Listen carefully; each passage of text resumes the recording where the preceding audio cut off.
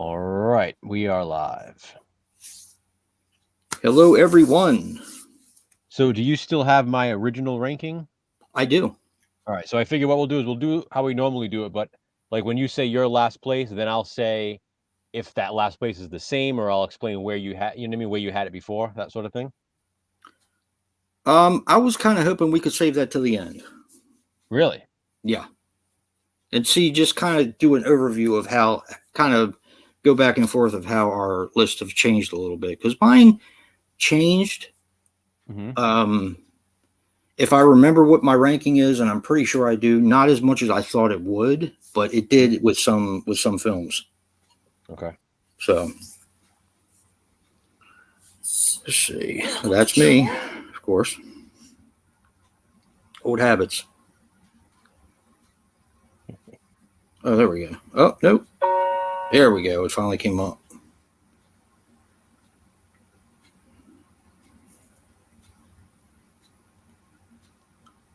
All right, here we go. Hey, Michael. Hey, Michael. Happy Saturday. He's the one that we got in there. Yeah, Don Coscarelli. Yeah. The man. It's fun watching all these movies.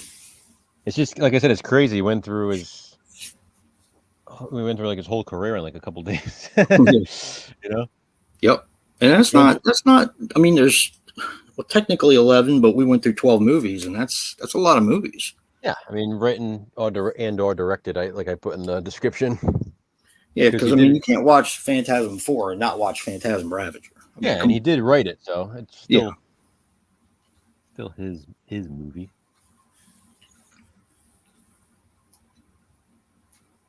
Okay, all right. I have them written down for when I was like, what did I do here? Apparently, I have them written down for when he had them, when he released them. Oh, okay. So it was Jim's the World's Greatest was his first release, then Kenny and Company, then Phantasm, Beastmaster, Phantasm 2, Survival Quest, Phantasm 3, Phantasm 4, Bubba Hotel, Where the Hell is a Sequel, Incident on and Off a Mountain Road, John Dies at the End, and Phantasm Ravager, Phantasm 5. And hopefully that's not the end of his career. I'm hoping anyway. No. It's strange he hasn't made more movies. I mean, this is going back from, what is it, 1970? Well, it got released in 75 or 76. It got released in 75. Yeah, Jim the World's Greatest. Yeah, he filmed it in what, 72, 73? Yeah, I mean that's. I often wonder. I mean, I know you don't. You have his biography? I do. I have the True. It's called True Indie, and it's signed by him. And then I also have the Phantasm book that kind of goes through the history of the Phantasm films. Yeah, that's awesome. Yeah. I wonder if he got kind of jaded by the film company. Seems like he's had a lot of problems. He has, yeah. Well, I give him credit because it's one of those things where it's like he just doesn't like working with the studios. I mean, like I understand that he didn't have a good experience, you know, with Universal, with Phantasm 2, with what they did, and it sucks. You go in there with this idea. I mean, look at Sam Raimi, you know, with the Evil Dead, kind of the same shit. Which is interesting because, you know, Sam Raimi makes an appearance in Phantasm 2 with his name on the ashes. Yeah, that's true. But yeah, true. I mean, I think that kind of soured him a little bit. Yeah, but his movies are just so freaking good. They are, and the thing that you and I kept saying, and it's just the thing that people claim they want, is originality. I mean, there's so much originality in his work, and it's not even like it's originality over the course of his movies. It's like originality in each of his movies. Yeah, you know, like they're all something different. Yeah. The only movie that I would say is not original would probably be survival quest, because stuff like that has been done before. But from what I'm to understand, he did that one because he was kind of passionate about that subject for a while. Yeah. But still, I like movies like that anyway, though. So yeah, I do too. And that movie shocked the hell out of me. And it's weird because I love it, and then I kind of don't watch it for a while, and it kind of goes out of my mind. So, actually, this is being brought to you by Joe the Horror Man, because without him making 3 of them, we probably wouldn't be able to do this. So, Jim, the World's Greatest, Kenny and Company, and Survival Quest. That's true, huh? Yep. And I've seen Survival Quest. I'm ready to watch it again now. I'd still love to know like why we don't have another release of Survival Quest. I mean, Anchor Bay released it, and then that was it. Went on a print. Never saw the light of day again. Kenny and Company, Anchor Bay released it. Went out of print. You know, I mean, I have the Japanese Blu-ray, but like, where is there? Why is there not one here? And then Jim the World's Greatest. And I mean, they never even got a VHS release here. They got nothing. I wish it would get something, although I think that might be his toughest film to market. Well, besides John Dies at the End. I think what they should do, honestly, is release Kenny and Company on Blu-ray and have Jim the World's Greatest as a special feature. You think so? I do. Because I feel like it's like one of those things like Romero with Season of the Witch, and then There's Always Vanilla being a special feature. Right. I kind of like that because you can't really market it. Like, how do you market that movie?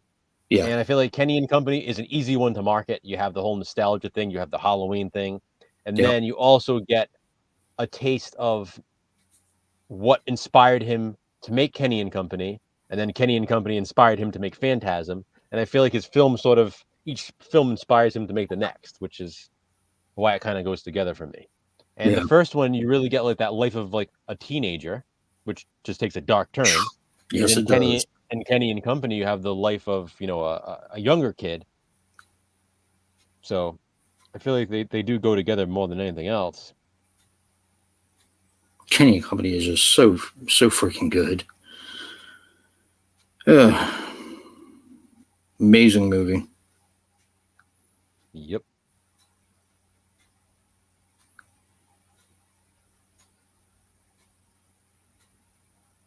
Yeah, I think do you want to wait till like quarter after start? Yeah, I think that's a good time to start. I think to give people time if they want to come in, and if not, oh well. I hear the fire. You did? Okay. Yeah, but this was a lot of fun, and I like the fact that of course, I love that we marathoned Phantasm in one day. That was fun. Well, that's another funny thing. I mean, it's a 37-year franchise, and we did it all in one day. And it was weird to see it end. I mean, it's just that it has a very wild effect on me. Very wild effect. Not quite as much as Kenny and Company in some parts, but Phantasm's definitely, it tugs on you a little bit by the end. It does. Like I said, when we were watching Phantasm, I mean, I've seen, you know, Phantasm is my favorite horror movie, and I've seen it probably more than any other at this point. Yeah. And even to this day, watching it, there's certain parts that almost make me sad. Like that scene when they're finishing off the tall man, and you know he goes down the mine, and you see Jody up on like the cliff. Yeah. The music's playing, and Mike looks up at him, and there's just something sad about that because you know how, at least the end of that movie turns out. Yep. You know, there's like the sadness to it with that music playing. Yeah. And then especially when it cuts it cuts right to Mike, you know, in front of the fireplace and Reggie, and then you find Reggie out telling him, "Yep, Jody's dead," and it's like, damn.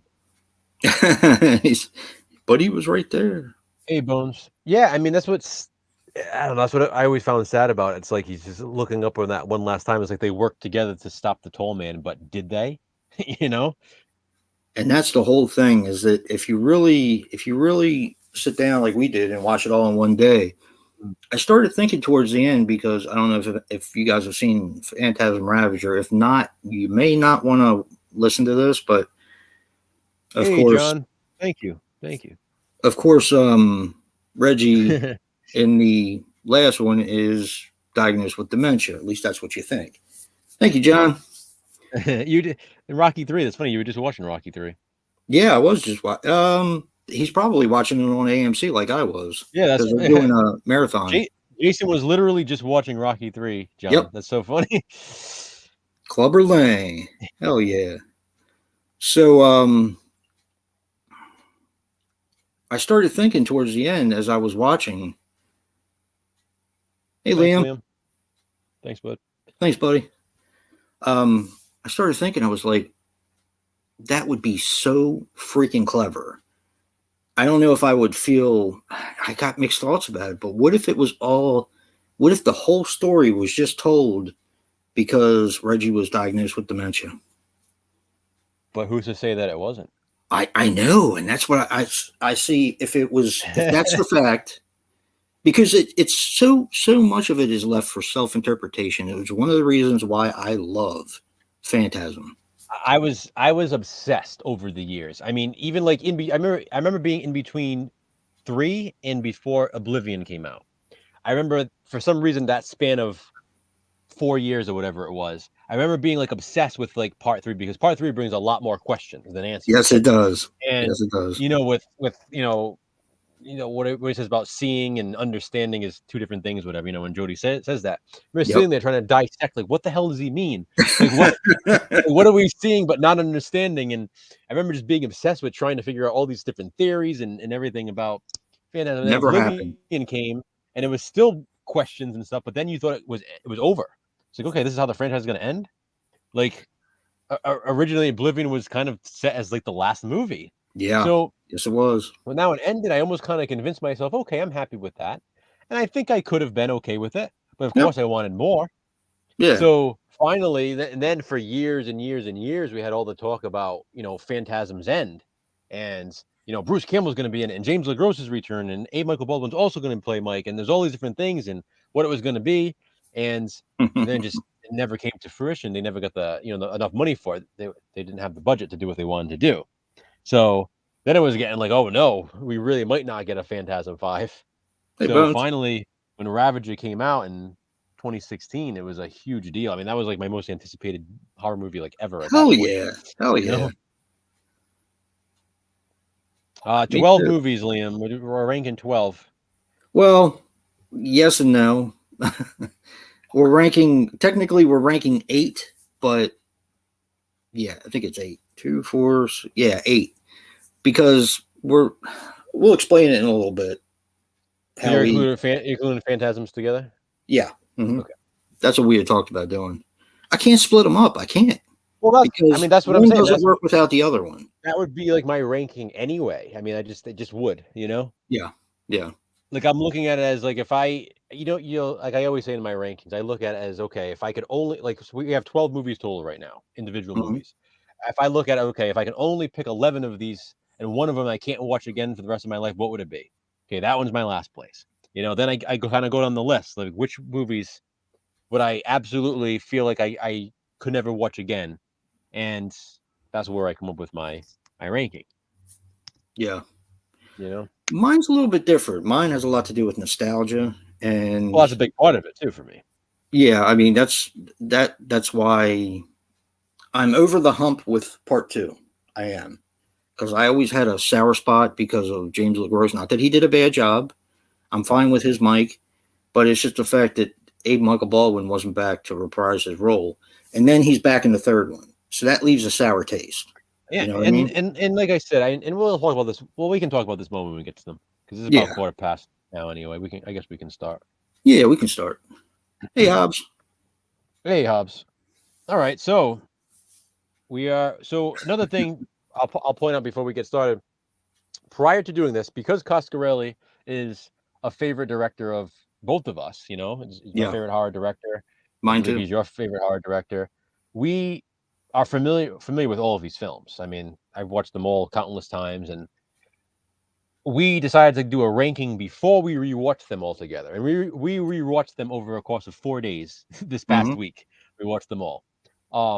So we decided to do. This was Jason's idea. We kind of ranked them first, sent each other our rankings before rewatching them, So that way we'd each have our original rankings, and then we watch all the movies and see if our rankings changed. So what we're going to do is we're going to go through our current rankings as of right now based on watching them again. Mm-hmm. And then when we're done, we'll reveal each other's rankings from before we watch them to see how they match up. Indeed. No, Bones, we're doing all of Coscarelli's films, including Ravager, which he didn't direct, but he did write. Yeah. So basically, any film that he either wrote the screenplay and or directed. Because he does have a writing credit in the Beastmaster sequels, but that's only for characters. He didn't actually write the scripts. So we didn't include those. So he basically either had to write the screenplays or direct the films for them to be included. So we got 12 movies total. Yep. All right. So what is your last place? I mean, just like, like most of our other rankings so far, especially with this being Coscarelli, I'll say it again for everybody in the chat. There is not a film on this list that I do not like. I mean, I love every movie on this list. Me too. These are all movies that, these are not one-time watches for me. I watch it, I'm okay not watching it again. These are all movies I will continue to watch forever. Just because I love all of them. They're regular watches for me. And he's such a damn good director. I mean, he does so many things so well. It's crazy. So you want me to go first, right? Yeah. So what is your last place? John dies at the end. Wow. Okay. Look, I love this film, but I'm going to be honest. When I watched it with you the other day, you're the one who talked me into like. When I watched it with you the other day, it didn't have the same effect on me as it did before. Now, granted, I love this movie. I think it is so original, and I think when I first saw it, I think it was probably the most original thing I had seen in years. I mean, even you got to admit that. Yeah. And it just kind of refreshed me to the whole horror again, And I got really into it. I wanted to buy the books. I wanted to read about it and everything like that. But I know. It's just funny. It wasn't originally last. It wasn't. But in the grand scheme of things, it almost feels like it starts in the middle. And actually, I know for a fact it does start in the middle because there are other books. So it doesn't feel like it's as personal as some of his other films. But I do love it, though. I mean, the fucking Meat Man scene alone is just amazing. Yeah. I mean, I really do like this movie. It's really good. And it just didn't, I don't know. It just didn't, it wowed me, but it didn't wow me like it did the first time. All right. Well. And the second time. Yeah. So, what's your last place, Joe? My last place is The Beastmaster. That almost went last. Now, I did not expect this to go last. I mean, roll on. Kind of a spoiler alert for my original ranking. I mean, The Beastmaster was not in last place. I was not expecting it to be my last place. It's a movie I love. I remember watching it a lot when I was younger. I remember watching the TV series. I watched the sequels. I like the movie. Mm-hmm. But number one, it's a little too long. Could have definitely been cut down. Yep. It's a movie that I need to be in the mood for, I think now. I feel like when I was younger, I think I would have been more inclined to kind of enjoy it more, like often. I feel like now your tastes change over the years. It doesn't mean that I wouldn't say I like the movie less. I would just say, whereas before I could kind of watch it at any time, I feel like now I kind of would need to be in the mood for like a movie like that to fully appreciate it. I get that. I don't appreciate it as much as I did. Beastmaster 3 over 2. But yeah, I do. I like the Beastmaster sequels too.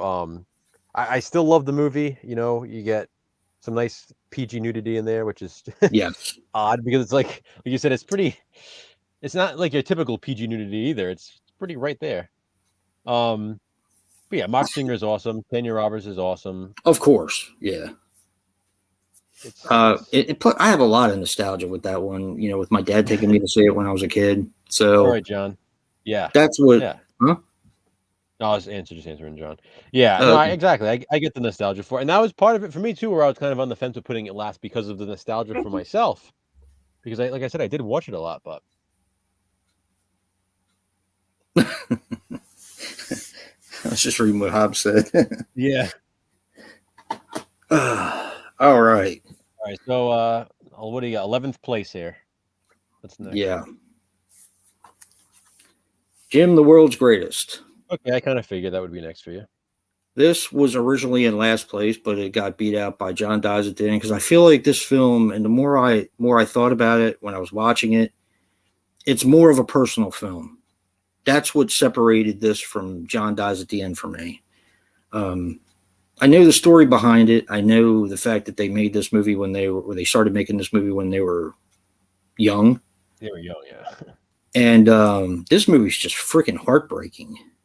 It is. It is. Well done, it is not a it is. It's not a feel good movie. It's really not. But yeah, it's a really good film, and yeah, it's a really good film. I think it deserves a hell of a lot more credit than it gets. Well, my next place is also Jim the World's Greatest. Okay. Again, he made it when he was young. Yeah. So it's obviously his most amateur movie, but with that being said, I think it looks really good for the time that it was made and for his age and for him having never made a film. There is some really good stuff in there. You know, the editing is a little wonky because it seems like he was just trying to figure out. I was just going to say that. At the same time, there are certain things with the editing that I do like. Hey, Jen. Hey, Jen. When he inserts the scenes of like the abuse scenes, yes, like how it's like that silence, and it's like these quick scenes, and the scenes of him daydreaming. I really like how those are edited in. Like when he's ripping apart the drawers and stuff in the office, and he's like, "Where does it say that? Where does it say I can't be 5 minutes late?" And he's like, there's some really really good stuff in that. I mean, I really love the scene how it's edited when they're at the party and he's taking the shower with the girl. Yes. And I like how that scene's edited a lot. It's actually really well done because it's like almost like a tease, you know what I mean? Like she's obviously completely naked, you know, but it's like the way it's filmed is so clever for, you know, younger guys filming a movie. It was really well done. And what I've always loved about Jim the World's Greatest is the obscurity of it, number one. Yeah. This was a movie that was not available for so long. I mean, this was literally a movie I looked for years. I was like, please, somebody post it online, something. Like, I want to watch this movie. And it was like absolutely impossible to be able to do it. And that's the alternate title story of a teenager. Yeah, this is the alternate title story of a teenager. And finally, when I was able to get a hold of it and finally see it, it was like, wow, it was so satisfying to finally be able to watch Coscarelli's first film. And, you know, you have Reggie Bannister in there. You know, you have that's my favorite part of the movie. It's a great part. Yeah, it is. It's just you have Angus Scrim, and oh man, it's a freaking dark movie. Like there are things about it. There are things in the movie that seems like okay, it's a typical fun high school movie, but then it's like nope, it takes like a really dark turn, and then you don't think it's going to go so far. And it does. It does. It's like holy shit! Like this is this is really dark. And I mean, almost like disturbingly dark. Yeah, it's a tough watch up to a certain. I mean, you get through the movie, and you kind of think, especially by seeing Kenny and Company first, I think I knew what kind of movie I'm getting. But then, god damn, he just fucking pulls the rug out from under you. Yeah, it's tough. It is. It's a tough watch, and I feel like you said this before in Beastmaster, but I feel like I kind of have to be in the mood to watch this because I am not going to feel good after this film.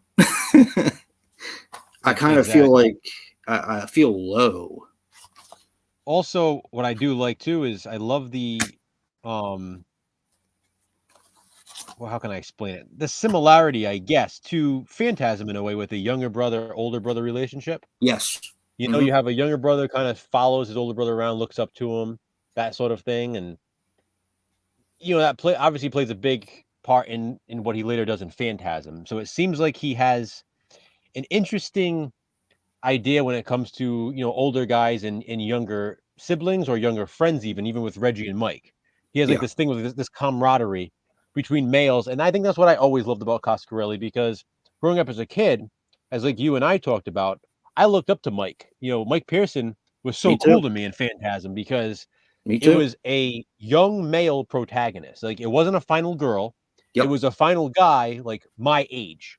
So when did you get that? You know Yep. what I mean? Like when you're watching a movie, when you're younger, watching a horror movie, you see Laurie Strode and you see whatever Well, Alice you and do get Nancy. that. You do get that in some movies, but then it's quickly shifted to the adolescence. You don't have a antagonist like you're saying, a young antagonist for the entire movie. Yeah, You're still with Mike at the end. yeah, And yeah, that's exactly. like, it's just amazing. Yeah, and yeah. So I mean, again, I see that inspiration in Jim the World's Greatest with that the brother relationship, Yep. and you even see a glimpse of what Angus Grimm might become later on because of his dark character in Jim the World's Greatest. I mean, Yeah. you literally have two brothers avoiding the tall man. you know, Yeah. it's Yeah. You're it's a right. it's a precursor to what you're going to get in Coscarelli's most famous film, which is Phantasm. So But if you did not say that Angus Grimm was in it, I don't think people would be able to pick him out. and That's you how probably wouldn't different either, he looks. and you probably wouldn't because of the name too. Yeah, Because exactly. he goes under Rory a different Guy. name. Yeah. Mhm. Yep. Yeah, it's an amazing movie. It really is. And I really wanted to put it higher, but my next So yeah, I mean, Jim the World's Greatest. I love it. I really wanted to put it higher too. It has not nearly as much as Kenny and Company for me, but it does have like a nostalgia feel like that. I feel like I didn't grow up in the 70s, but I feel like I should have. I'm just one of those people. Like even like when I see like even like late 60s, like watching Once Upon a Time in Hollywood, like I see certain eras that I didn't grow up in, and for some reason I have like this weird nostalgia for those eras. Yeah. So watching Kenny and Company, it just shows how timeless that movie is. Yeah. And watching Jim the World's Greatest, I feel like, damn, I wish I kind of grew up in these times. And I Me grew up too. watching shows like Wonder Years has always been one of my favorite shows of all time. And the Wonder Years is the late 60s and the 70s. So I think maybe that's a big part of it for me. It's like watching the Wonder Years, but like a movie version. Oh, and one last thing I want to mention. He works at Jack in the Box, which I think is Yes, freaking, he does. it's so awesome because you see an actual Jack in the Box from the 70s. Yes. It's not a set. Like he's literally at a Jack in the Box restaurant from the 70s. I just love that sort of thing. Like it's the same way I love seeing malls and movies and in certain stores and carnivals. Seeing like real life locations like that, I think is unique. So I like It's that a lot. important. It's important, I think, Yeah. so that you don't forget. We had a Jack in the Box. We had one Jack in the Box around in the entire area where I lived in, Damn, and look they at went out Hobbs when and I was a little kid. Hmm. They went out when I was a little kid, but Yeah. I still remember going there every like once in a great while and eating there. And to see it again in that movie just floored me. I actually did see it again before that when I lived in Seattle for a while, because Seattle still has them, I'm pretty sure. But it's just like to see stuff like that, it does make me nostalgic. Look at Hobbs and Jen. They literally put like the same comment. That's so crazy.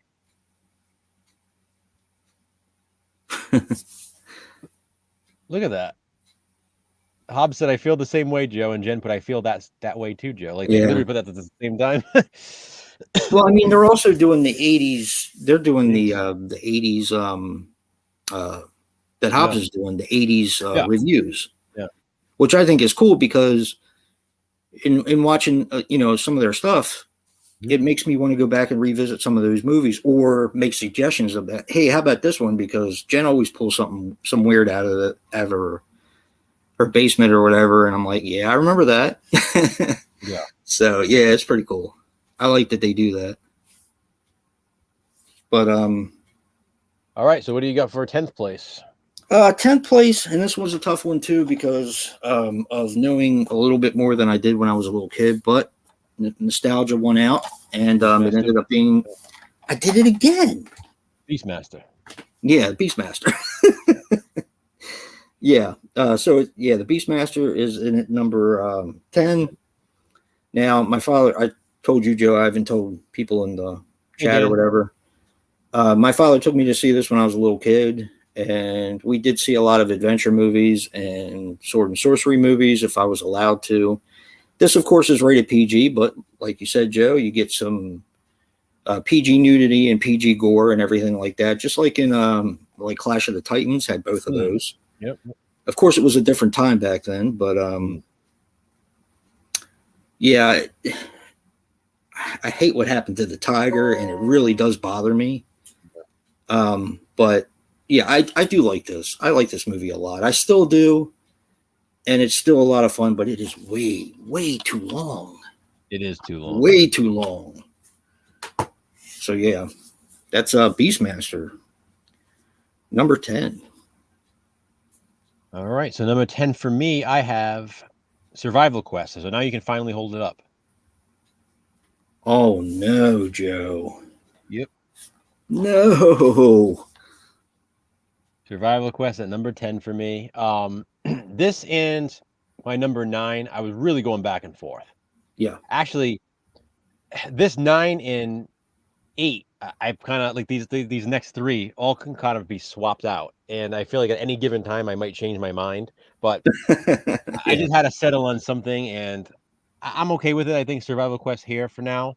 Love the movie. I love movies like this in general.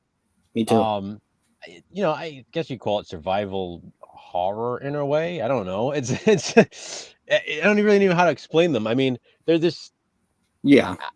like something like a Deadly Prey even. I mean, like Survival Quest Or Deliverance, kind of. Yeah. It's like a kind of a mix of those it's like a mix of genres. And even like Savage Water, which is not a good movie by any means, and is more of a slasher, but it kind of falls in that same sort of category. The Wild Boys. Is that the one I'm thinking of? That was kind of similar to this, where they were kind of like I think that's what it's called, wasn't it? I'm not sure. Shit, the one that Arrow released. Oh, the Zero Boys. The Zero Boys. Yeah, I couldn't yes. remember the name of it. Zero Boys. Very Yep, that's a good similar to one. this as well. Absolutely. Yeah. Yeah, Bones, it's like a he said, yeah, see, I don't want to give it away. It's people on a survival quest. Lance Henriksen is leading them. He's kind of teaching them how to survive in the wild and stuff. And meanwhile, there's another group there that is causing havoc. It's like a young military group that are taking Mhm. survival courses. Mm-hmm. And that's the difference. You have the Lance Henriksen, who is teaching people how to survive in the wilderness from living off the land and, catching your food and all that. And then you have the kind of military aspect of it where they're trying to survive too, but it's more along the violent side of things. Like if you come up on us, we'll blow your head off. So yeah, it's kind of like that. I think you'd really dig this, Bones. Lance Henriksen is great in this. It has a really young, what's his name? Dermot. What the fuck is his name? Dermot Mulroney. Yeah, Dermot Mulroney.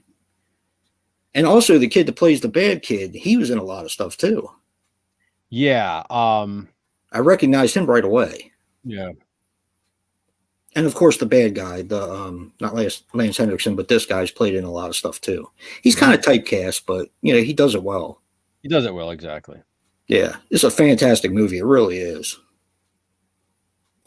All right, so that's number 10 for me. What do you Number got? 10. What do you got for number 9?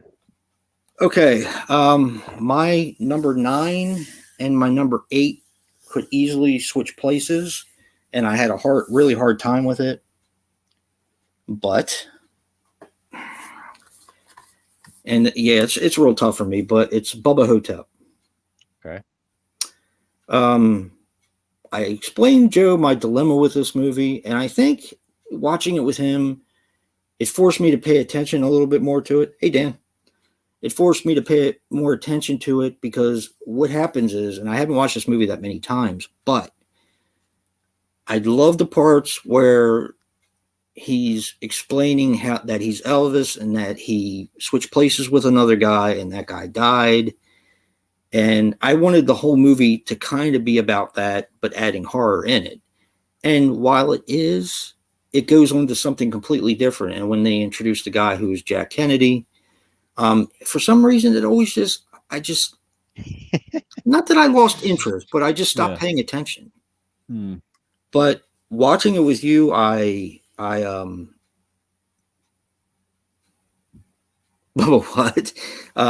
Yeah, watching it with you have kind of forced me to pay attention to the entire film, and this is one that's probably going to go up.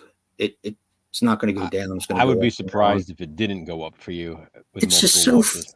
Freaking original. It is. That's it. That's another thing. I mean, yeah. But yeah, that's Bubba Hotel in it. Number, what was that? 8?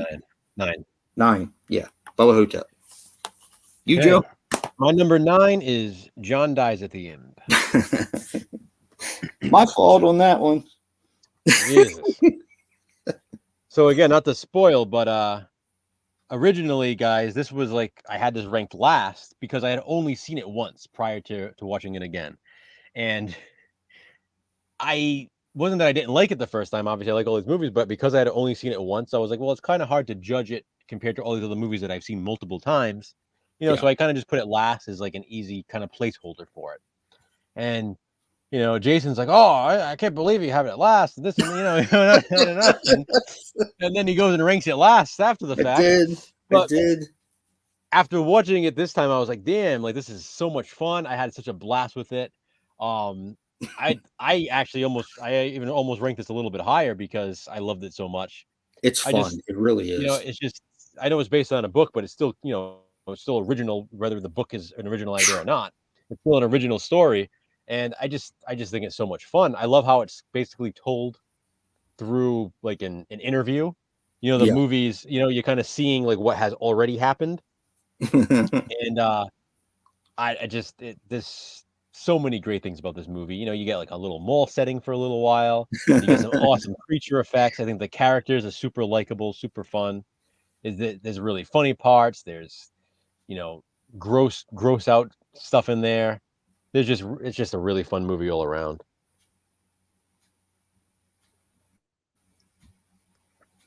So yeah, that's number 9 for me. My last minute change was John Dies at the End and Jim the World's Greatest. And the reason why I changed them is because I think Jim the World's Greatest is more of what I like from Coscarelli. It's more of a personal film. And I think that's why it kind of changed for me. So, and it's so damn dark. So dark. Yep. But yeah, it is a good movie. It is a really good film. But yeah. All right. What do you got at number 8? All right. Number 8. Now, as I said, Bubba Hotel was number 9. Survival Quest, they were like duking it out. Yeah, Survival Quest 1, huh? Yeah. Survival Quest beat its ass. And it's just like when I watched it, because Joe made this for me, because this is pretty hard to find. And I watched it when he made it for me, and I loved it. And I just kind of put it aside and didn't think about it for a while. Well, we watched it again to do this ranking, and man, it just blew me away all over again. He just does characters so well. I remember I kept telling you that, Joe. He does characters so freaking well. The people that aren't likable, he kind of makes you like them in a weird way, and you're not supposed to. Mm-hmm. He's a genius with characters. I don't know if it's necessarily the writing or how he shoots it, or a mixture of both, but Survival Quest is really good. I definitely recommend this. It's a little light on the horror. It's a little bit more, and like we were talking about in the style of Deliverance and Southern Comfort, movies like that, but it's a good film. So that's my number 8. Yeah. Joe? My number 8 is Bubba Hotel. Yeah. I had a feeling. Yeah, Bubba Hotel. This one didn't really move much for me in my ranking. I've always loved this one. I like Jason said, it's super original. What I like about it too is there's a real sadness to it. There is. And the music, I love the score in it. Like the music really adds to that.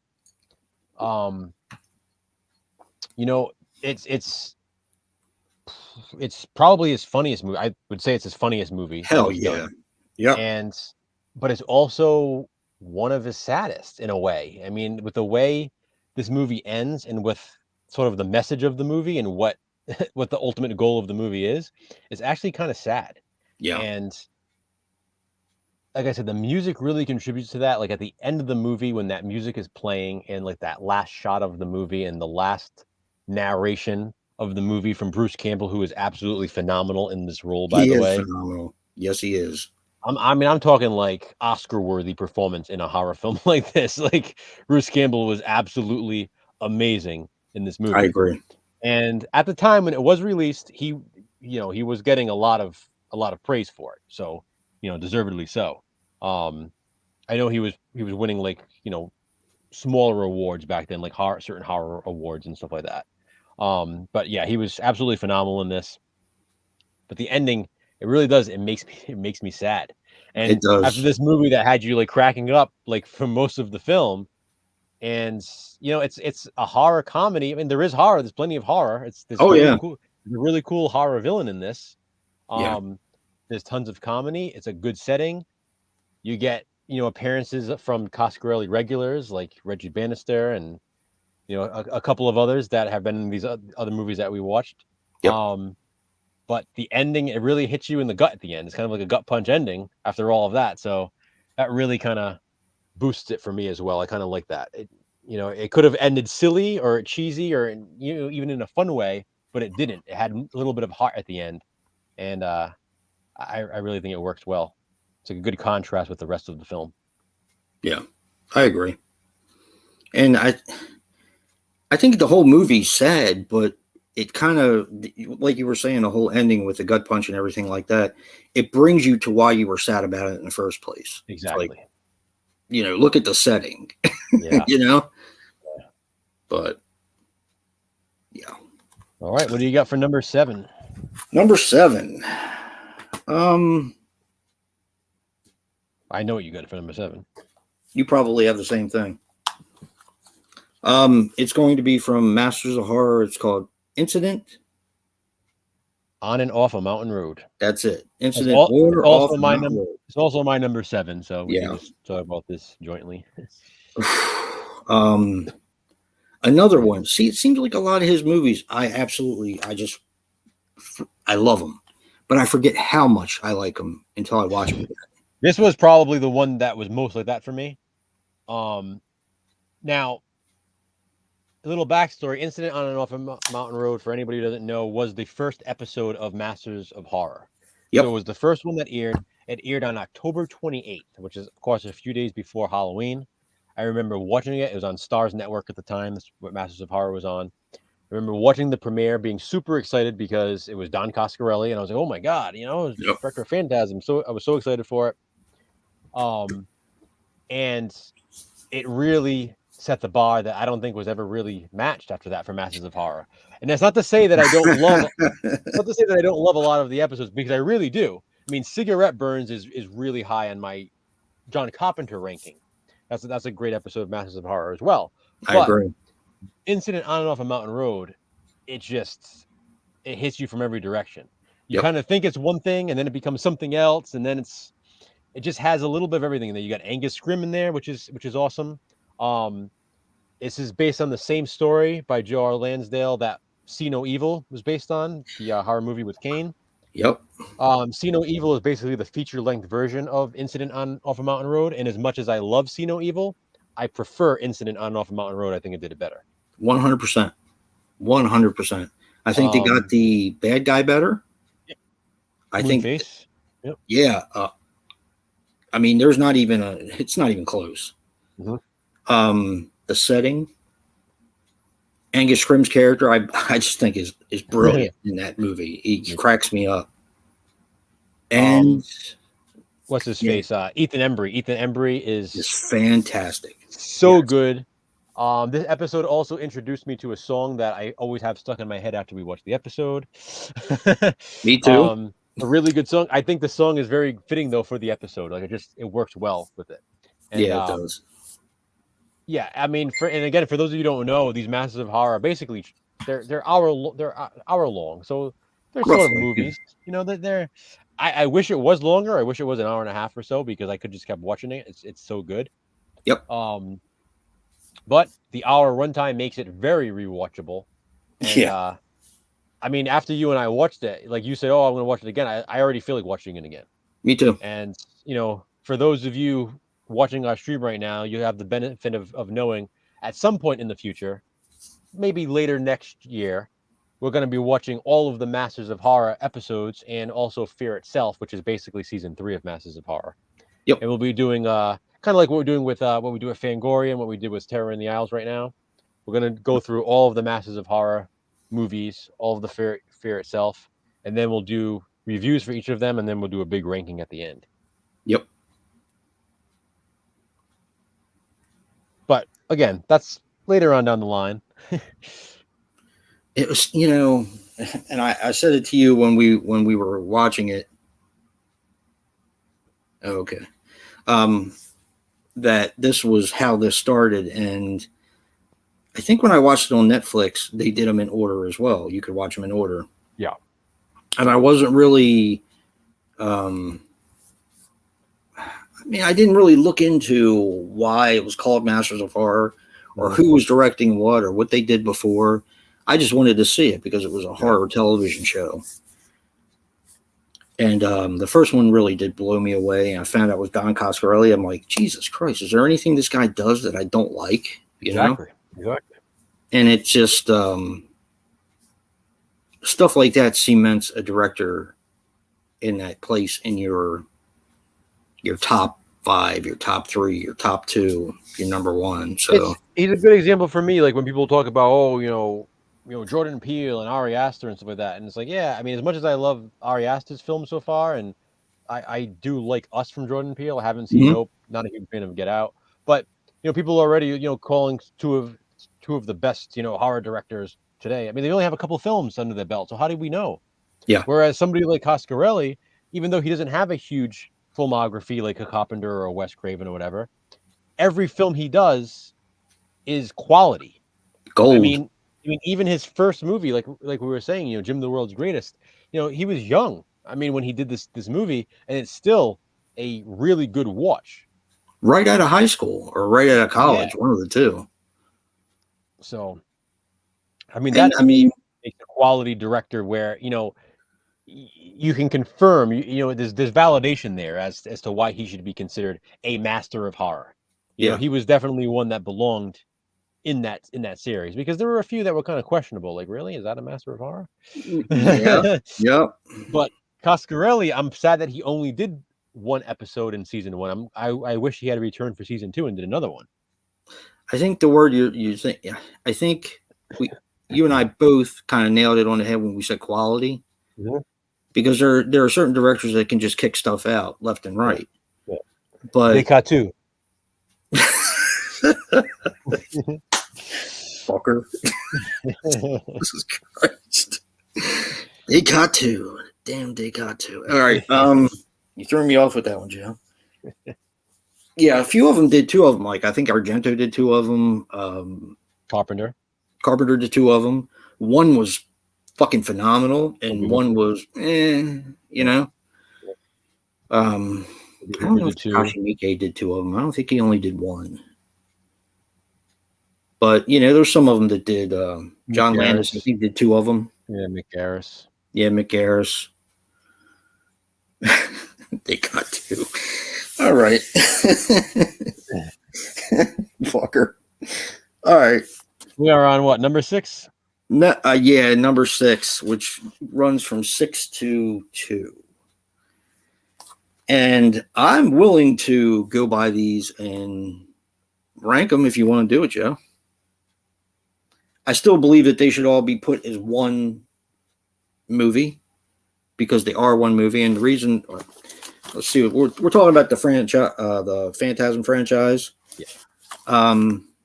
But, there are some I like a little bit more than others. So if you want to, we can do it. Yeah, I mean, we'll just keep it in the order that we rank them. You know, for those of you who don't know, I mean, I've said it countless times. Phantasm is my number one favorite horror franchise. I think it's the number one most consistent horror franchise for me, anyway. I mean, Yeah. as much as I think Scream is a consistent franchise, like, Phantasm came later. Scream came later. I grew up with Phantasm, so Phantasm also has the nostalgia for me. Um, and Phantasm has the bonus of literally continuing one after another, which is why Jason's saying it's basically one long movie. Yeah, it is. It's one long movie. And I I'll mean, do you one better than that, Joe. Where Scream is a solid franchise, it feels like it's the same because you get two killers in every single one. They have certain things that they do it. Mhm. This is constantly expanding. Yeah. It's constantly It's like its expanding own the story. universe. It's like its own universe. Yeah. Yeah, exactly. So what do you have for sixth place here, which would be your last ranked Phantasm? It's going to be Phantasm Oblivion, and like I said, this is going to be very hard for me. I'm sure it's going to be hard for Joe as well because these do not work without the one previous and the one after. Mm-hmm. The reason why this is ranked last is simple, I guess, pacing. That's the only thing I can say that works against this movie a little bit, but you get so much more of the story, and you get more on the tall man or what the tall man ended up being from Jedediah. This is my number 6 as well. Yeah. So yeah, I mean, I'll add to that too and say, what I really do like about it is I love the additional scenes that we get from the original Phantasm.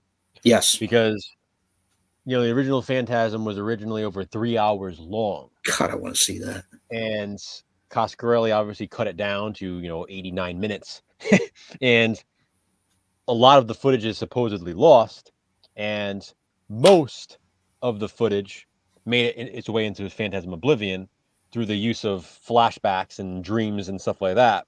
Yeah. And there's some additional footage out there that I was able to get a hold of and make one long cut of Phantasm. But I was going to put that in my ranking. Yeah, but a lot of this footage, in Phantasm Oblivion is from the original, which is awesome because when Oblivion came out, that was my biggest takeaway from it. Was like, oh my god, we finally get all this footage from the original Phantasm that we never got to see.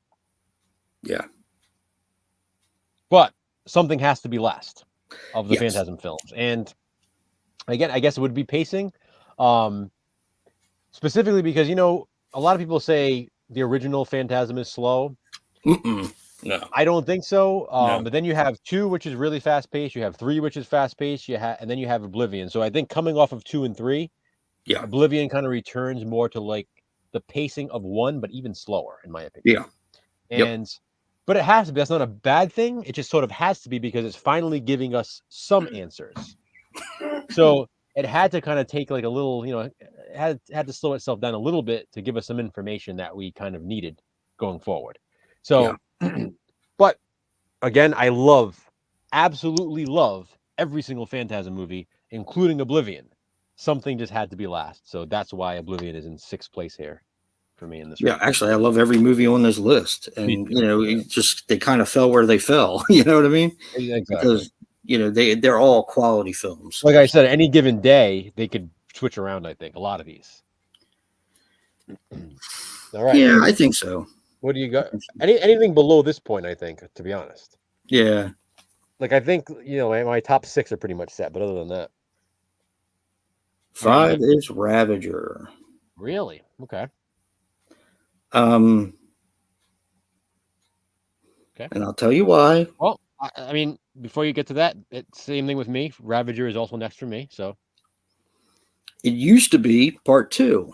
Yeah. But let's just put it this way. Joe and I have been having a lot of conversations about Phantasm this week. And I learned a little something about myself. While I am still a little bitter that Mike didn't come back for 2. Oh, okay. It doesn't stop me from enjoying the film. No, definitely not. It used to. It did. Mm-hmm. But yeah, it doesn't anymore. So Ravager. So anything you want to say about Ravager then? Let me get a box of tissues here. Yeah. So, well, that's exactly what I was going to say. For me, Ravager. If somebody were to ask me what is the saddest horror movie, I would probably say Phantasm Ravager. It would probably be the first one to come to mind for me. Without a doubt. It's partly because it's like the end of my favorite franchise. It's like seeing my favorite franchise die, but also because of what's going on with Reggie in the movie and what's going on with Reggie in real life. Yep. It hits me in like a different way. It's like there's a certain point in Ravager where it doesn't feel like you're watching a horror movie anymore. It feels like you're watching like a sappy, sad movie but like in a good way. I don't mean that in a bad way. Like, it doesn't feel like you all of a sudden feel like you're not watching Phantasm anymore, and it's like, oh my god, this is way too real right now. And it's interesting because Phantasm is such a movie based on different realities that it literally feels so real at the end that it brings tears to my eyes. It really does. Watching Ravager, it's a horror film that genuinely makes me sad. And I don't mean it in a bad way. It's in a good way, as it should. Like that's its intention. It's intending to get across those emotions, and it definitely works. It's a shame some people saw this like one time and then kind of wrote it off and haven't gone back to see it again. Because when I first watched it, I mean, it was like, again, my most anticipated horror film I think ever. Like to this day, I don't think I've ever anticipated a horror movie more than I anticipated Phantasm Ravager. Yeah. Because we waited from 1998 from Oblivion to 2016 to get the next movie, and all those years. I mean, 18 years for the next film. That was a long time, and when it finally came, I really, really liked it, but I would have ranked it last at that point just because I had only seen it that one time. But the more I went back and watched it, I was like, damn, there is something really special here. And even now, despite the fact that this is the one film on this ranking that we're doing that Coscarelli did not direct himself, he did write the script, and he was on set the entire time. I mean, literally, basically behind the camera with David Hartman, who directed the film. Yeah. So it's like a Spielberg Hooper thing with Poltergeist. I mean, it still feels like a Coscarelli film. It feels like any of the other Phantasm. Yeah, see, Hobbs is saying the same thing. He 100% cried during Ravager. It's tough, especially now when you know the extent of Reggie Bannister having dementia in real life, and it's just when all three of them are sitting there at that end of that scene, and the Phantasm music is playing, and then it cuts to them in the car together. Yep. It's like going out like that, that's what he chose in the end. It's like even like choosing like how the tall man keeps promising him he'll give him his family back, his wife and his daughter. Yeah. And Reggie just wants to be with his buddies. You know what I mean? Because he knows it won't be the same. And it's like he makes that choice. Like that's like the reality he chooses to live in. Like he's done with the others, and he's gonna kind of live on forever, just fighting the tall man and his minions with Jody and Mike. And just thinking about it now is getting me teary eyed. Like it's me too. So it's so fucking good. Yeah, definitely. All right, moving right along. So what's this, number 4? Yeah, I think yours and mine are going to differ a little bit here. Right here, they're going to be different. Yeah, this might be the only one that really differs as far as the Phantasm stuff goes. But I got Phantasm 2. Okay. Simply because, and I seem like I like it more now, and I've always liked the film. It's just my one gripe about this was that James LaGrosse came back as Mike, and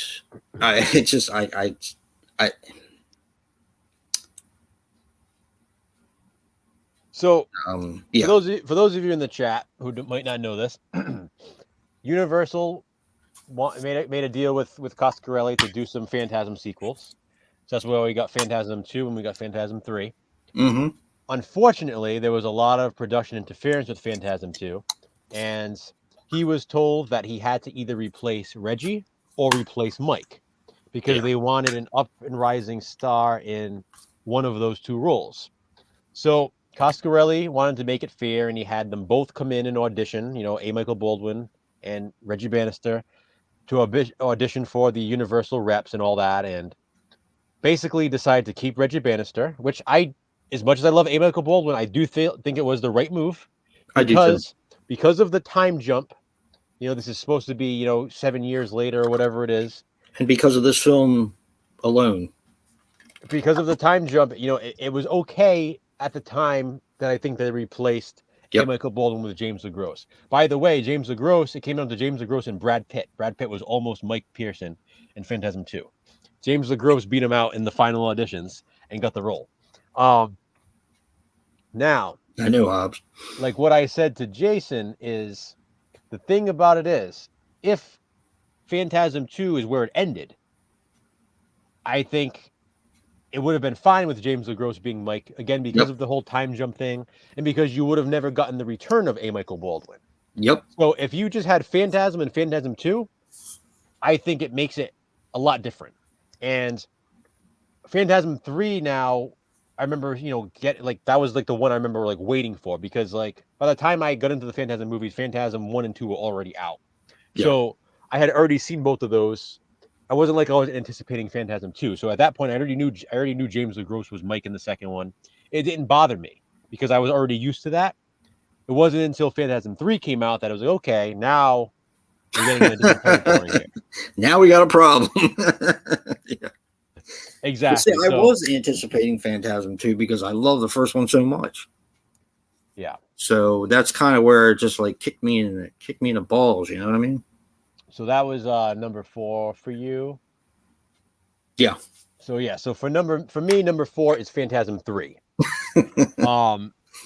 And Phantasm 3 and same thing. It's close. I could have gone either way. I really could have.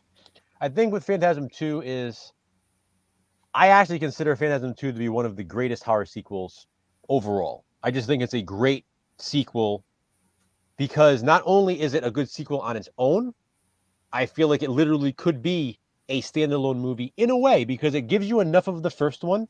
Yeah, it does. The opening scene where you can literally watch Phantasm 2, and don't get me wrong, you should watch 1, 2, 3, in the proper order. But if someone just came in and just started watching Phantasm 2 and didn't see Phantasm 1, they can still understand it, and they can still get into it and watch it and enjoy the film. The other thing is, with Phantasm 3, for me, is a little bit cheesier, but not in a bad way. I love the whole Tim stuff. It's like Home Alone horror. When they go to the house and with the zombies and stuff, they try robbing him. He ends up killing them in really cool ways. I love how the house has all the booby traps and the little clown on the mailbox and stuff like that. It's really cool. I love that scene. I know a lot of people that don't like Phantasm 3 because of the cheesiness of it, but I actually see it as a positive. Me too. But the only reason why this one is here and Phantasm 2 is my next one, which I'm just giving away now, and it's fine because, Jason's Phantasm 3 is next for Jason. Phantasm 2 is next for me. Yep. The only reason why Phantasm 2 won over Phantasm 3 is because of nostalgia for me, number one. And again, because I really do think it's a great sequel, even though it's the most studio interfered sequel. Yeah. The good thing about it is, a lot of people love Phantasm 2, and there are people who love Phantasm 2 that don't even really like Phantasm 1. Yeah. So I have to give credit to Phantasm 2 that got people to be fans of the franchise, even if they might not have liked the first one. Put it on the map. It did. So exactly. So without Phantasm 2, we may have never gotten, 3, 4, and Ravager. We may have only ever just gotten that one Phantasm film. So that's why I really give Phantasm 2 credit. And what do you have to say about Phantasm 3, since that's your Phantasm 3 is your third place? And yeah, Phantasm 3 is my second place in the Phantasm ranking and my third place in this ranking, because basically you got the whole band back together, and to see all those guys and to see Jodie in this film. Yeah, no, that was great. Oh my God. I just can't explain how powerful it was. Now, when I originally saw this, I actually bought it from a store that was going out of business, and I had a screener, Joe, that I sold long time ago. I still have that screener. Yeah, and it's just so much fun. And I think that's what you were trying to say with the whole Home Alone thing. It is fun. It is cheesy, but it's fun, and you tend to like some of the characters that go along with it, like Rocky and the little kid as well. So I don't know. I love this movie. I think it's where it comes back true to form, and it gives you a little bit more of the story. They all do, but this one, I think a little bit more than maybe two. Little fun fact: Phantasm 3 was also supposed to be the last in the franchise. It was supposed to be a trilogy, and but they left it with such a cliffhanger. Well, the original ending was supposed to be Reggie and Tim going to the Arctic and burying the tall man in the Arctic. And Makes sense. there was going to be like a little tombstone that they left that said, "Here lies the the tall man." That's how it was going to end. They're going to bury him in the cold because of the whole revelation that Mike remembers. Right. So it was originally going to be the final film, and it would have ended with Reggie and Tim surviving. And I'm not sure what they had planned for the whole Mike and Jody thing, but again, by the time they finished the final cut of the film, they knew it wasn't going to be the end. So that's why they added some other stuff in there. Yeah. That's cool. That is a cool fun fact. Yep. And even the back has the picture of how it ended with him with the balls. Yeah. The whole cliffhanger ending and all that. That's really cool. All right, Joe, come on. Or no. Well, it doesn't matter. For both of us, our second place is the original Phantasm, obviously. Yes. So our second favorite Coscarelli movie is Phantasm. It's his most famous film, of course. I mean, if you think of Coscarelli, you think of Phantasm. Let's be honest. But it is our second favorite in this ranking. But it is our favorite Phantasm movie overall. Yeah. It's, as you guys know, it's my favorite horror film of all time. I've said that countless times now too. It's just I love the film. I always have. I remember I was a little kid and I loved it, which is, I guess, strange for some people because a lot of people like growing up watching the blood and guts and Texas Chainsaw Massacre and all that. This one has a fair amount though. But for me, it was like, again, it was Mike Pearson is so cool. Like he's like somebody like my age that's like fighting, like doing all these things. Like when he puts the shotgun shell on the hammer with the tape and he busts open the door. I thought that was like the coolest thing ever. Yeah.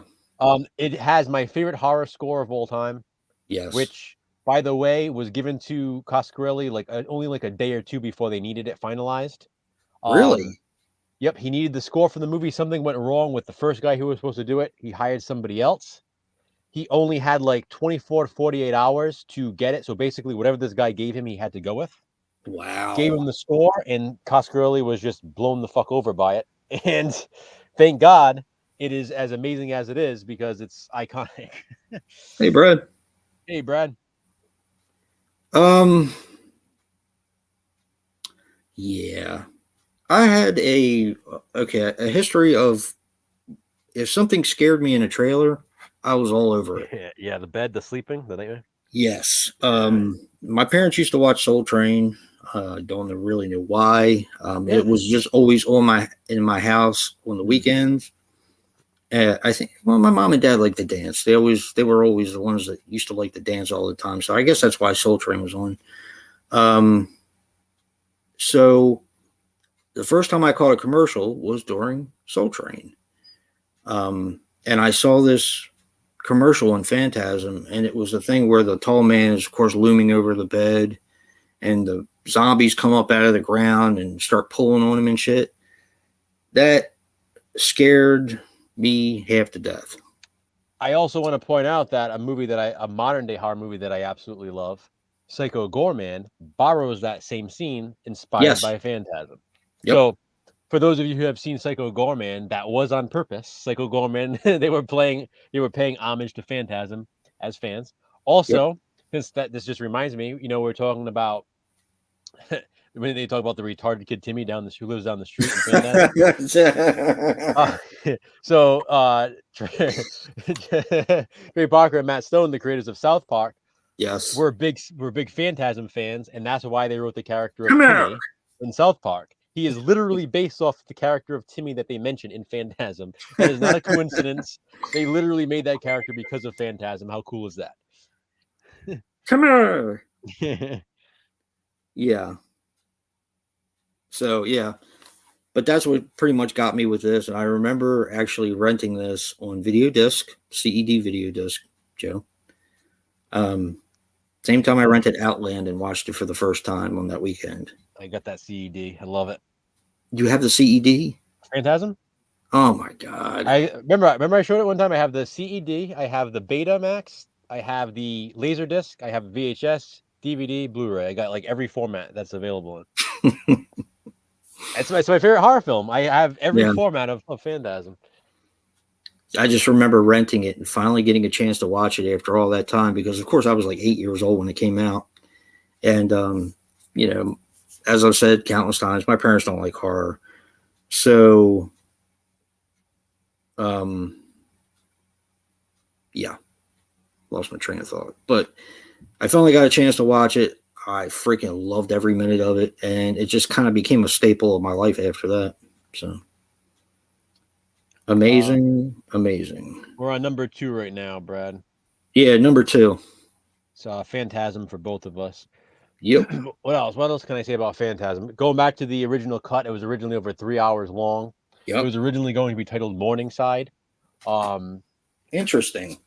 In Morningside, the Toll Man doesn't show up until about an hour and a half into the movie. It was gonna be a completely different thing. I can see that.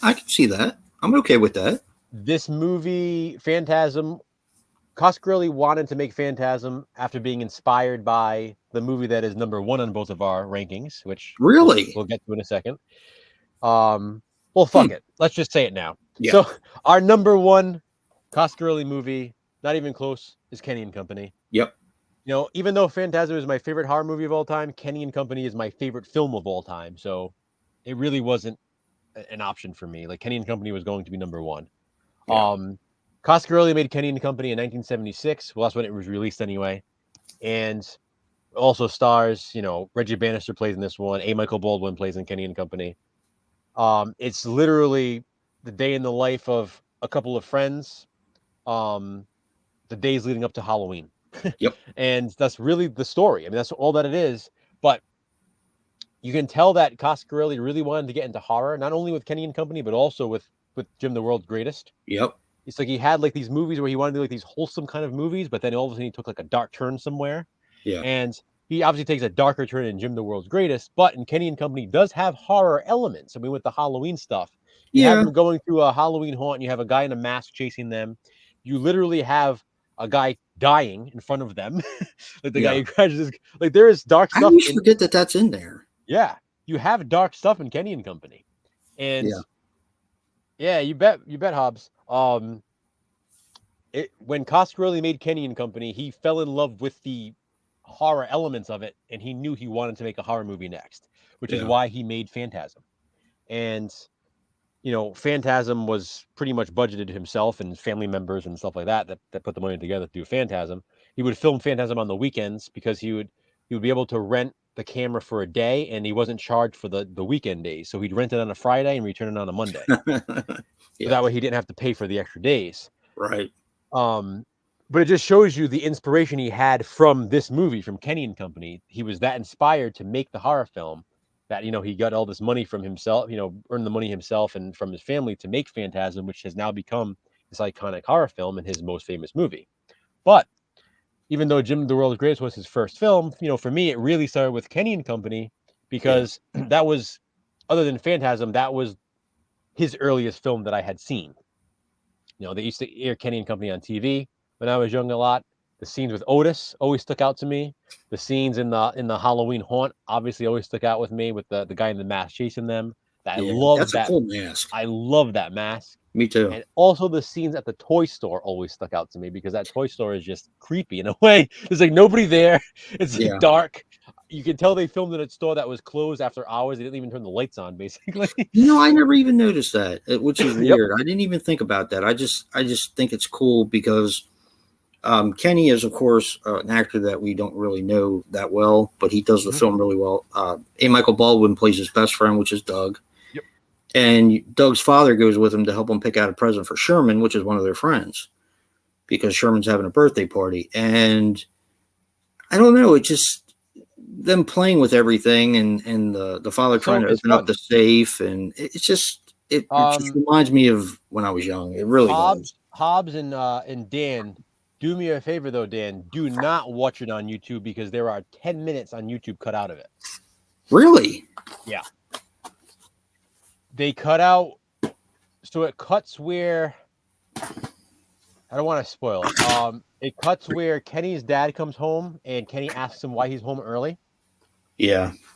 And then it cuts to the scene when Big Doug is showing the football team all of his stuff. Gee, maybe that's the cut I should have watched. But the problem with that is it cuts out other stuff too, because there's other stuff that happens in between that time. Yeah. So there's literally a full 10 minutes cut out of the YouTube version. So my thing is, Dan, if you're going to watch it for the first time, don't watch it edited. Try to find a copy somehow, because it's worth watching the full movie. And you're going to miss some really good parts in there. Yeah. Even though some of it may be, well, it's worth it because it's about life. So it's important. Very important movie. Absolutely. Trying to think anything else. Like I said, for me, it's my favorite movie ever. It's a movie I look forward to the most, watching it every year around Halloween time. Obviously, Jason and I just watched it this week, but I'll be watching it again before Halloween. Yeah, me too. It's also the movie that my wife and my son always say, as soon as like September 1st hits, it's almost time for Kenny and Company, or we'll say some kind of line from the movie. Like yesterday, I'm dropping my son off at work, and he said, "Hey, it's almost time for let's go see Little Roy." It's like we'll just recite lines from the movie because it's coming, and we look forward to it so much because it's such a feel-good movie, despite there being like a really sad scene in there. The movie itself is it makes me feel a way that no other movie makes me feel. Yeah. It brings me back to that feeling of like innocence, like naivety, like just being a kid. No other Dan movie will like it. Dan will like it a lot. No other movie for me captures what it's like to be a kid than that movie. And it's very true. I don't know how Coscarelli made it at his age. Like it feels like how old are they in the movie, Kenny and Doug? What, 12? I don't know. It feels like a 12-year-old made the movie. Yeah. It's like seeing the world through a 12-year-old's eyes. And it's the little details too. And that's one of the things I've noticed. I mean, I've noticed it all along, but there's a certain scene in the movie, and this kind of doesn't really spoil anything, but there's a certain scene in the movie that always got me. Mm-hmm. They had a football game, and the result of the football game is Kenny did something really well, and they were all going to get snowballs, and the coach was going to pay for it, huh? I know what you're going to say, yeah. And it's like, Kenny's like, well, this is my chance to finally be cool and order something that, he wants to be cool in front of his friends and everything. And it's just that little detail right there just brings me back to reality of the time. And I did grow up during the 70s. Exactly. And it's not a spoiler, so I'm going to say it. So basically, the coach takes them all out to get like these like frozen lemonade kind of drinks, okay? And, they're all impressed with Kenny because he did well in the football game. And Kenny gets to be the first one to order because he did so well. So he wants to look cool in front of all his friends, so he orders a suicide, which is every flavor mixed together in the cup. So they show his cup, and it's all brown, and he's like drinking. He's like just swirling around with the spoon, and he says it tastes like mud. He's like grossed out by it. But then someone asks him, "Oh, how's your suicide?" Kenny goes, "It's good." Like, he doesn't want to look, He goes, it's great, because he doesn't want to look like he doesn't like it because he just ordered it to look cool. But it's so realistic. It's like he's giving up his own satisfaction, his own taste buds to just look cool. Yep. And that's Doug that asked him too. Yeah. How's your suicide? Great. It's great. And also, Doug is such a cool best friend. Yes. That's another great thing about it. Like that scene towards the end with Pudwell. Like, it's fucking great. Yep. Like, it's just, he's such a good best friend, and he's so cool in that too. And he went on to play Mike Pearson in Phantasm. Yep. And Doug is that kid too that you want to be friends with in school. Like he's a good friend. He's cool, you know. But and like Kenny's just like your regular kid who has like a crush. Reggie Bannister plays the teacher, Yeah. and he's like, I love how they establish him as like this really great teacher. They talk about him working with Asshole. they talk about him working with one of the students who's a bit of a slow learner, Yeah. and Kenny mentions how the other kids kind of make fun of him, whatever like that, but like Mr. Donovan, which is Reggie Bannister, spends extra time with him, and you can see that he's this really good teacher. He spends his recesses playing with the kids in the schoolyard. Yep. He even hooks Kenny up because he knows Kenny has a crush on the girl Marcy, so he has them do like a little project together, So it's like he's just this really cool teacher, and there's so much realism in it. There's Halloween decorations throughout the whole movie because it's Halloween time, so the classroom is decorated with Halloween decorations. There's the scene with the paint that's also so true to life. It's exactly what kids would do. Yes. There's just that's another little detail. I mean, and then again, going back to the horror elements, there's also this house that all of the neighborhood kids are afraid to go to. They think it's like this scary house that this old woman lives in and stuff. And there's kind of like these rumors and stuff about it. And their plan is to go into this house on Halloween night. And so there's also that. It's kind of like one of those like timeless tales of like, oh, there's that creepy house on the street, and we're gonna go in there on Halloween and see what happens. And I just love that. It's like gateway horror. Yeah. I mean, I think more than anything else, though, it's just, I mean, I don't know how the fuck he did it, but he nailed what it was like to grow up in the 70s. He really did. I mean, I didn't. That's the thing. Like I said, I didn't grow up in the 70s, but but he makes it relatable enough that any kid can. It feels timeless for me. Like I feel like that was my childhood too. Yeah. Like playing outside and skateboarding and. All right, so I'm not trying to spoil the whole movie here, but I just love it so much. There's a part where they're building a go-kart in the beginning of the film, and they're all excited about this go-kart because they can't wait to write it down. So apparently they've been working on this thing for a long time. Okay, so they finally fucking ride the thing, and they go downhill, and they fucking crash the thing. So they get pissed and they toss it off the cliff. It's like months of work, and it's just like they're like, fuck it. Yeah, but that's the way it was to be a kid, though. I mean, amazing. It's so relatable. Yeah, and I love that. Okay, and also the soundtrack again. Yes, I talked about the Phantasm soundtrack. I can put the soundtrack on and fall asleep. It's so fucking comforting. Do you have the soundtrack to Kenny and Company? I don't have like an official one. It was released in Japan. Oh, so yeah. So again, fun fact about I know you know this. For anyone in the chat. Kenny and Company was only released on DVD here in the U.S. by Anchor Bay. It was a very limited release, went out of print very quickly. It was never on VHS here in the U.S., never on Blu-ray yet, never been re-released on DVD yet. It has been released on Blu-ray in Japan, which I also own that, along with the Anchor Bay. In Japan, for whatever reason, it was a huge movie. Like, they have... they had so much marketing for it. Apparently they loved it there. It was released on all different formats. They released the soundtrack on vinyl and on CD, whatever else. They love Kenny and Company overseas for some reason. I wish we would get that kind of love for it here. Me too. Yeah, Reggie's in almost like all of his films. I was trying to think of what he's not in it. I know he's even in he's an Incident, but he's a very background part. He's not in Beastmaster or John Dies at the End. John Dies at the End, yeah. Everything else he's in. Yeah. And he plays, even if he doesn't play, he always plays a memorable character for me. Well, like you said, in Jim the World's Greatest, I love that favorite scene. part. That's such a great scene. My favorite part. He's such a cool character. He's just a fun character in that. And again, I mean, he plays very versatile characters because he has that character in that. In Phantasm, obviously, he's like the cool ass-kicking ice cream man as Reggie. But then in Kenny and Company, as Mr. Donovan, he's the teacher you want as a kid. Yeah. Like, he's such an awesome guy. I mean, even like the asshole scene, like he fucking laughs. He's so cool. I love him in that movie. Like, he's awesome. There's the movie gives me such a relaxing feeling. Yeah. And that's what I'm saying about the soundtrack too. The soundtrack is like this beautiful melody. I mean, the music that's played in that is just it just relaxes me. I love the movie so much. I can't hype it up enough. Yeah.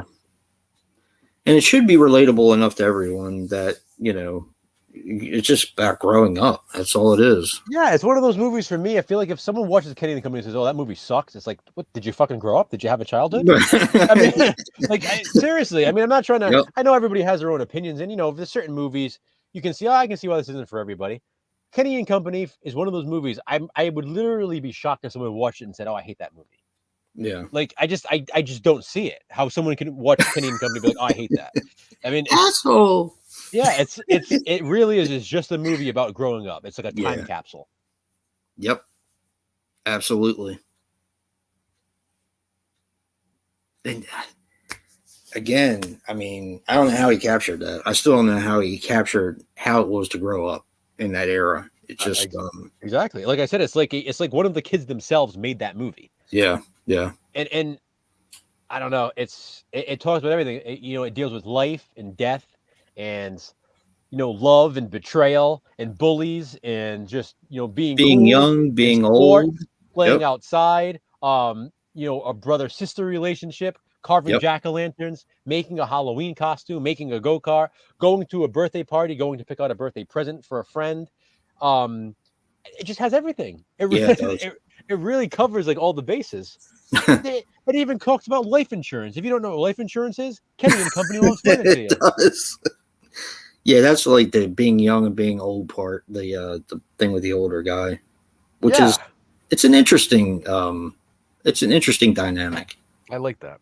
Yeah, me too. And kids are tough when they're like the head actors and all, but they did a really good job with this. They really, really did. Yeah, I mean, we already knew Michael Baldwin could act, but the other kid, I think he does a really good job at pulling off Kenny, the character. I know. I think it was last year.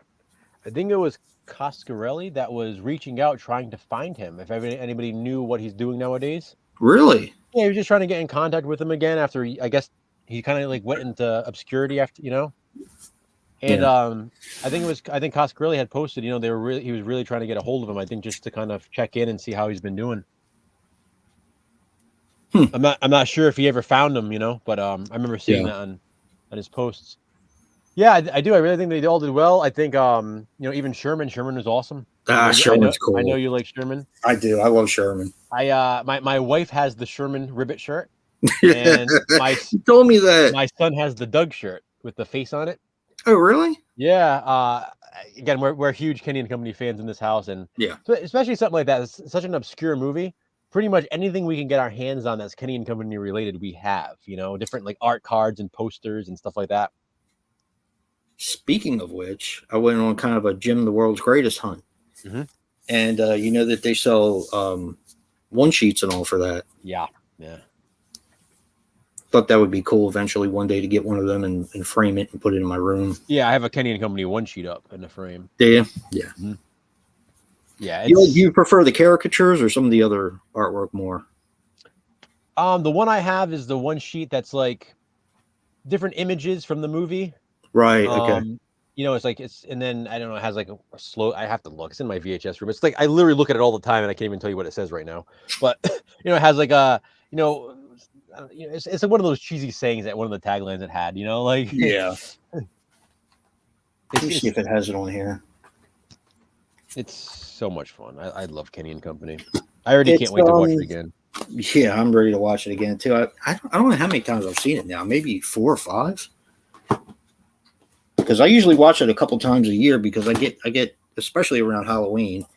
But then when January and February come, I want to see it again because I haven't seen it in a while. That's how I get around that time. Yeah. My wife will start saying too, my son be like, "Oh, I can't wait for Kenny and Company." He's like, "Yeah, well, we got another 6 months, or whatever." But what was it? Like maybe earlier this year, either early this year or late last year, my son watched it with my mother. Right. He was trying to get her to watch it, and she texted me immediately after watching it, and she's like, "Oh my God!" She's like, "Jay made me watch Kenny and Company." She's like, "It brought back so many memories because I used to watch it as a kid when it came on TV." She's like, "I totally forgot about it," but she like remembered it so vividly while she was watching. I thought that was cool, Yeah, my wife watched it with me. I'm kind of glad she wasn't there this past time because. Yeah. Bob. Yeah. So. Yep. Tough scene. So, well, anything else you want to say? no, you ready to go to the Original lists?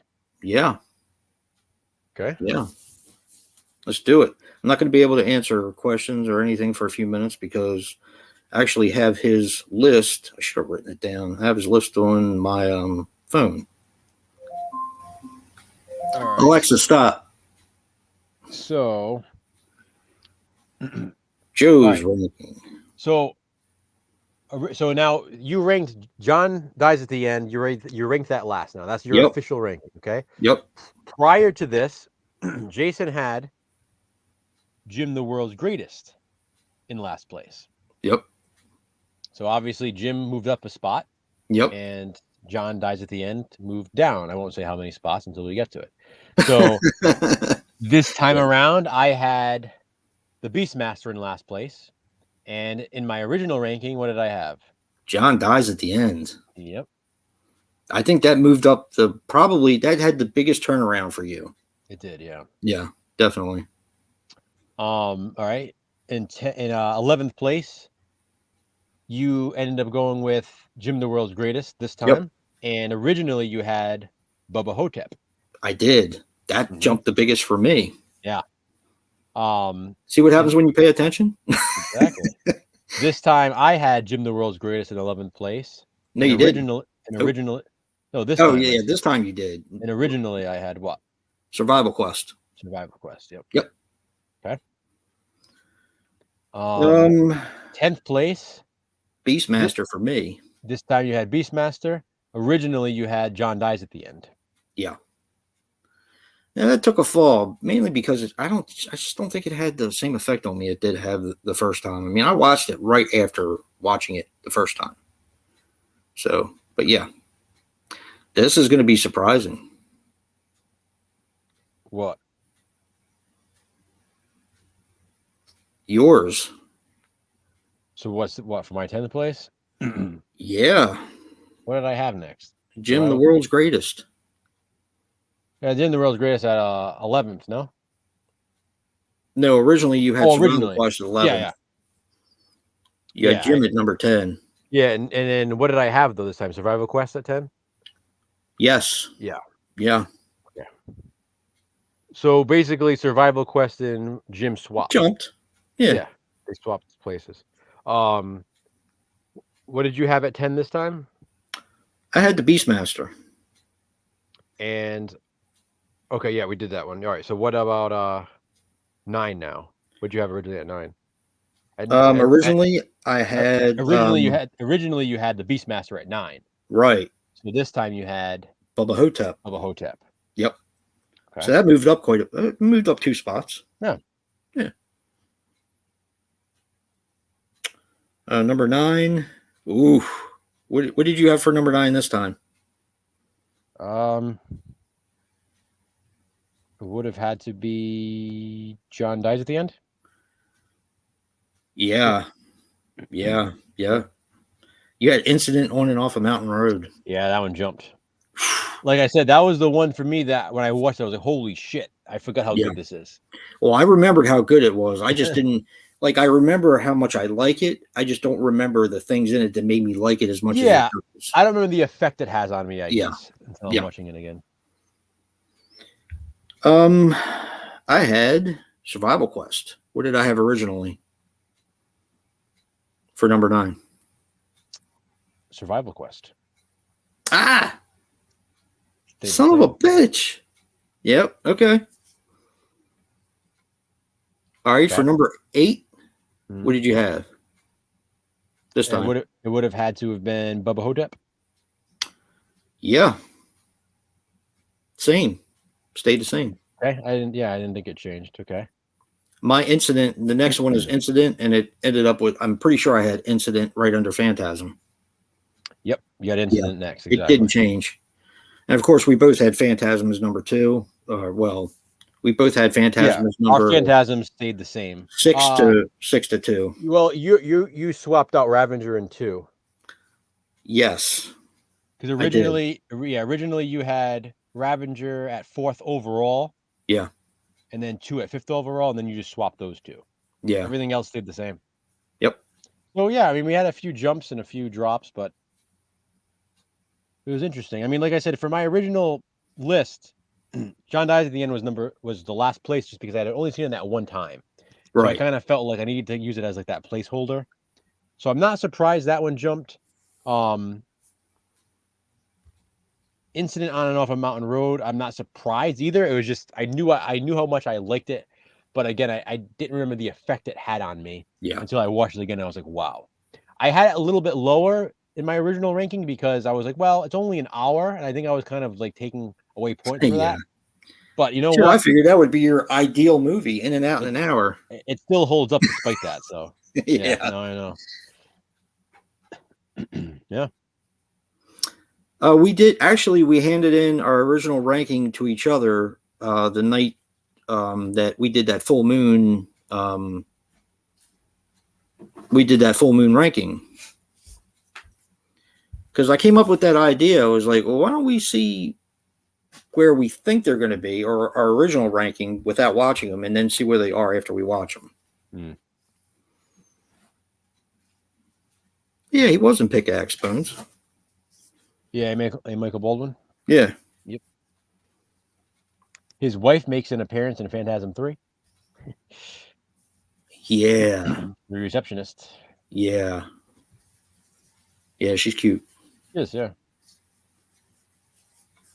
Yeah, but this, every once in a while, I think we've talked about doing a director spotlight. Maybe we'll do De Palma one time, or Carpenter. Coscarelli was an easy one because we own all of his films, and also because he's our favorite horror director. I mean, we kind of just figured, you know what, this is an easy one to do, and he kind of should be our first director spotlight because of the effect he has on both of us. So this was definitely a good one, but yeah, I would love to do more of these director spotlights. Yeah, definitely. Going forward. We have more stuff like this planned. Obviously, we're going to try to do at least one of these every month, these little retrospective rankings. Yeah. We might end up doing more. I mean, I think at this rate, we might end up doing a second one in September. Maybe. I think we might be able to do the Witchcraft. Oh, that would be cool. Hell yeah. Yeah, so anybody watching right now, as you remember, last year I did all 16 Witchcraft films. I watched all 16 Witchcrafts, reviewed all of them, and did a big ranking. The thing I've always loved about the Witchcraft movies is a lot of people haven't really seen them all. They're not. A lot of them are kind of hard to find, or any of them for that matter. At this point, now they're a lot hard to find. So I was able to compile all of them together for Jason, who's been wanting to check them out ever since I did that beginning of last year. Took a lot of time, a lot of effort, but I was able to finally compile all 16. So, by the end of next week or so, Jason should own all of them as well. And I'm definitely ready to watch them all again. I think it'll be cool to now watch them with Jason, because I watched them all by myself last year, and I could talk about them with you guys in reviews and stuff, but those are definitely the types of movies that are fun to watch with somebody else because they're not good movies, but they're fun, entertaining movies. They're not like, no one's going to watch them and say, wow, this is a really good horror film, but you're going to watch it and say, holy shit, this is a lot of fun. I mean, I saw them at multiple video locations. I never rented one. So it just didn't seem like, I guess from the covers, it just didn't seem like my type of film back then. When I was younger, I was intrigued because all the covers looked so similar. Yeah. And like at my video store, they were all together, obviously on the wall. So it was like Witchcraft 1 through 11. The first 11 were all on VHS. So all of the covers had like the same image in the background, like the Witchcraft logo in the background, the same font, but then there was always like some different bosomy chick on the cover. So like they almost look like romance novels, almost. That's exactly what they look like. The covers of romance novels. But like sometimes like one of the guys would have like fangs, another one would, like. Actually, I got a couple of them here.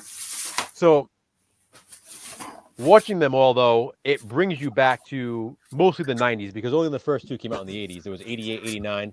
and then the majority of the rest of them came out through the 90s. So when I think of like 90s rentals, like Oh, you got to take your medicine. when I think of Yep. when I think of 90s rentals, I think of the Witchcraft movies. Like they really look like the 90s. Here's Witchcraft number 3. Yep. Hell yeah. See, and the interesting thing about this is, as you know, I ranked all of them last year. Yeah.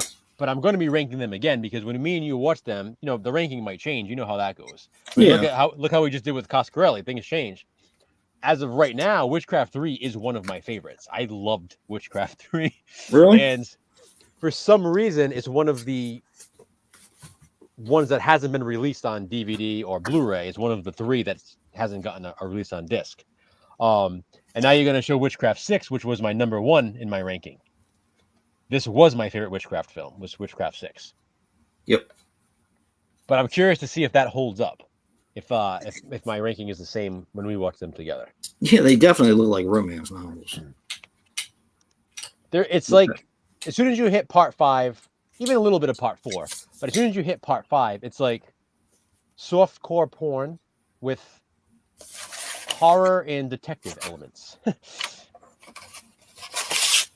But they're super entertaining. They really are. That's so cool. This was an X rental. This one was part 3. And you know, most of them are. I mean, because I feel like that's all you ever saw them at. Like, you didn't go to a video store like Suncoast and all that wanting to purchase, Witchcraft movies. They were like rental exclusives basically back then, you know? They were like straight to video. They were straight to the video store. Yep. I think, to be honest with you, I think what happened is I probably rented maybe only part 2 and part 3 when I was younger, because back then, when I watched them, I felt like those were the 2 that I sort of remembered. And I think that's a big reason why I love 3 so much, because it was really nostalgic for me. Right. And again, he's saying that I wouldn't say 3 is like an objectively good film. Like none of them really are, but there's just something about it that just I really, really enjoyed. Yeah, I love all the covers for these. These are cool. The 6th time. Oh, to Satan, the 6th time is always special. Yeah. What's that? That's the 6th one, yeah. The Devil's Mistress. One kiss and your fate is sealed.